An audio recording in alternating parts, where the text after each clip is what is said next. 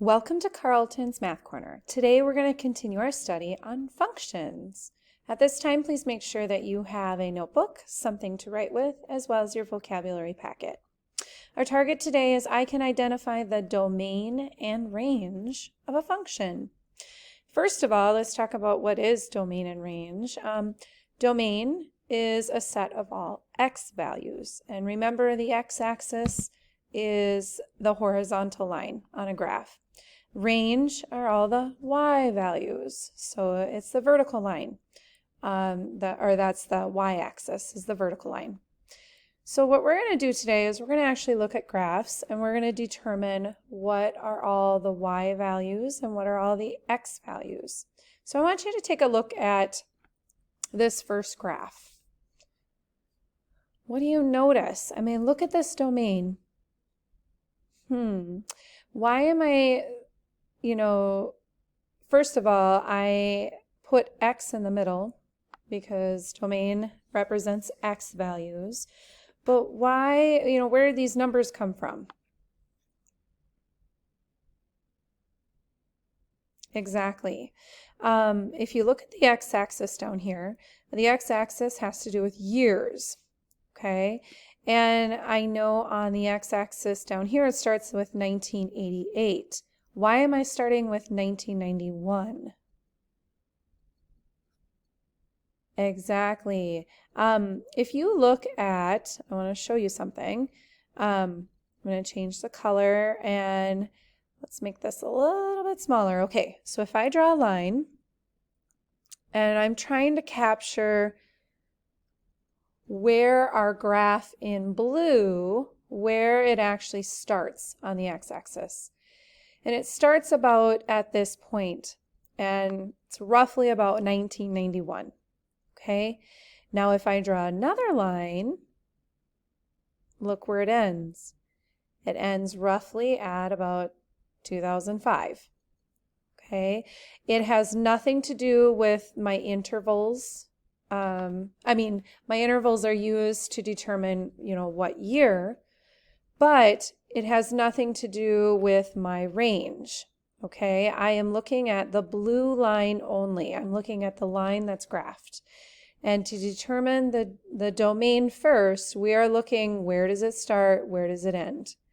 Now, if you look at the range, a little different. Because the range has to do with percentages. And so look at the bottom of our blue line. Look where that's the lowest point on my graph. And my lowest point is at 22. And my highest point is at about 36. I know it's a little bit after. We could probably put 36.5. But it's roughly about 36. So why am I putting a less than or equal to, as a range?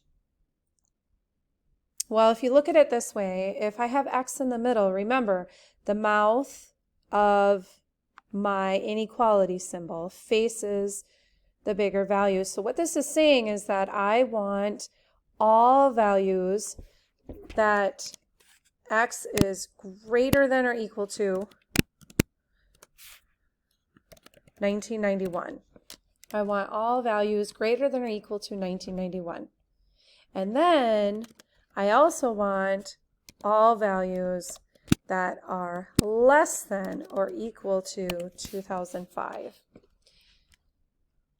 Same thing is true with the one below. I want all values that are greater than or equal to 22.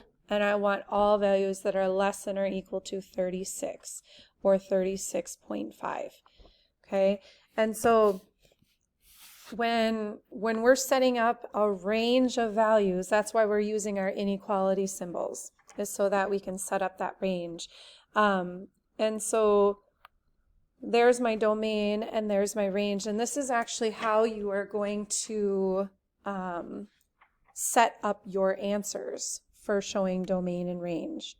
So let's look at another one. This is a unique one. Look at this domain. We have x still for domain, Okay, so if I look at and I set up, let's do some lines. Okay, so here's my x's. This is what I want you to notice is that, yes, my line goes to about -8. However, do you see this arrow at the end of my line? What's going to keep happening as this line keeps going on and on? Meaning, if I look at this blue line on my graph, this is not a perfectly straight up and down vertical line. It's actually looks like it is extending and going further out. Like if I drew a line like this, it's going to keep going and going. It's going to get bigger and bigger and bigger. So that means my x value is going to keep going and going and going. It's going to keep going. There is no actual stopping point, because whenever I see an arrow, that means it goes on infinitely in both directions. So that this arrow and this arrow on my x-axis is basically telling me that I really can't say roughly where it's going to, end on either side of my x's. And so do you notice how my range actually has an infinity symbol? It's got negative on one side, so negative infinity on one side, meaning I'm just telling you that I want all the negative values. And then on the other side, it's positive infinity. That means that my domain is actually all real numbers. It's everything. Okay?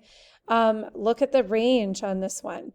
So the range, there is a definite point where this ends. Oops.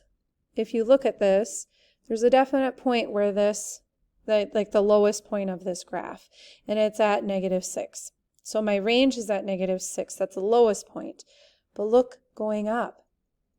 Look at the arrows. Will it exactly stop at, 9 or whatever? No. These arrows mean basically that it's going to keep going and going and going and going and going. It's going to keep rising as this line keeps continuing. And so that's why there's an infinite sign, and it's positive because on my y-axis, it's all positive numbers going up. Okay? And so my domain and range looks a little strange. My domain is pretty much all real numbers, all positive and negative. And then my range, yeah, the lowest point is -6, but the highest point, there's no stopping point. So it's infinite number of possibilities. So let's look at another one. What if there's no line? What if it's just a bunch of points? Well, we still can determine, the domain and range. Think about it. These are all ordered pairs.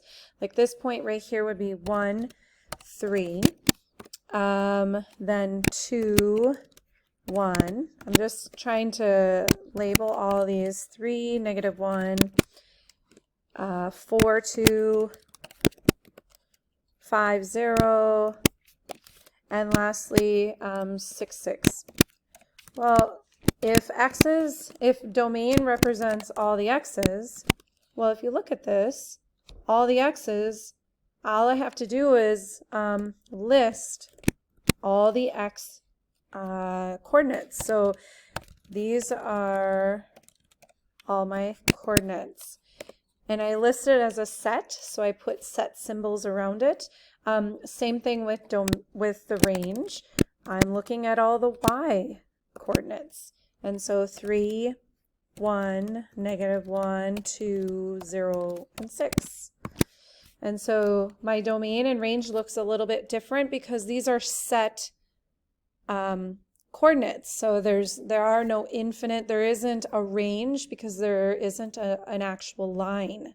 This is actually, set coordinates. Okay? What I want you to do, I want you to just try one of the graphs. This one does not have a set coordinates, like it is an actual line. But notice this line does not go infinitely in either direction. So try it out. Thank you so much for joining me at Carlton's Math Corner, and I look forward to meeting with you again. Have a great day. Bye.